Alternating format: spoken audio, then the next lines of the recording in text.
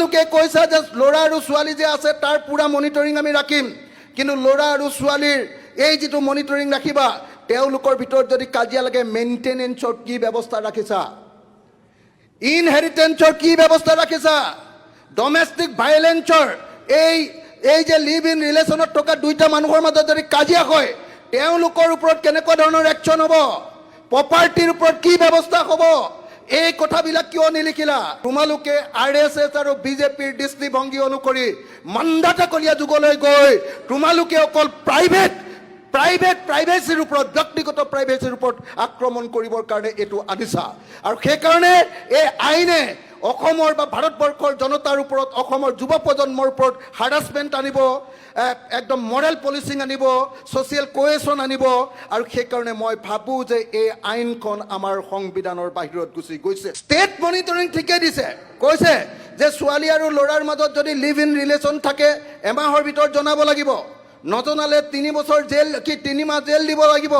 তাৰ পাছত জনাবলৈ কোৱাৰ পাছতো যদি নজনায় তেতিয়াহ'লে 6 মাহৰ জেল দিব। এটা চিভিল বিষয়, ব্যক্তিগত বিষয়ৰ ওপৰত জেল, ক্ৰিমিনেল কেছ লগাব। এইটো ক'ত পৃথিৱীত কোন আইনত এইটো সংবিধানসন্মত আপোনালোকে নিজে এবাৰ চাই লওক। এইখন ইলিগেল এক্ট আনিছে ইয়াত।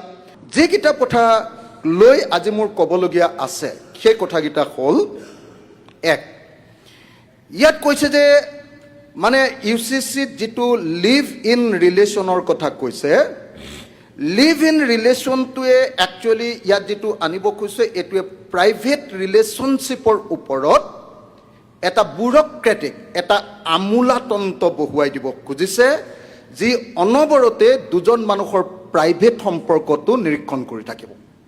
তেওঁৰ নাম দিছে চাব ৰেজিষ্টাৰ। অকল চাব ৰেজিষ্টাৰত কেইমাহৰ ভিতৰত ষ্টেটমেণ্ট দিলেই নহ'ব, চাব ৰেজিষ্টাৰৰ সেই বস্তুটো আকৌ গৈ থানা পাব, আৰু থানাই সেইটো যাকে তাকে দিব পাৰিব। সেইটো যদি কোনোবাই খোজে যে এই ল'ৰা দুজনৰ হেৰি আছে নেকি, সম্পৰ্ক আছে নেকি, এই ল'ৰা দুজন আৰু ছোৱালী দুজনীৰ ডাইভৰ্চ হ'ল নেকি, সেইটো আপোনাৰ মেন আৰু ওমেনক সেই সম্পৰ্কটোৰ কাগজো দিব পাৰিব।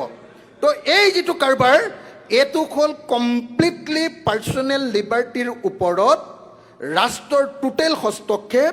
আৰু এইটোৱে কনষ্টিটিউশ্যনেল ষ্টেণ্ডাৰ্ড অফ প্ৰপৰচনিটি বুলি যাক কয়, যে এখন সংবিধানে কোনটো কথাত আচলতে আইন তৈয়াৰ কৰিবলৈ অনুমতি দিছে তাক খৰ্ব কৰিছে।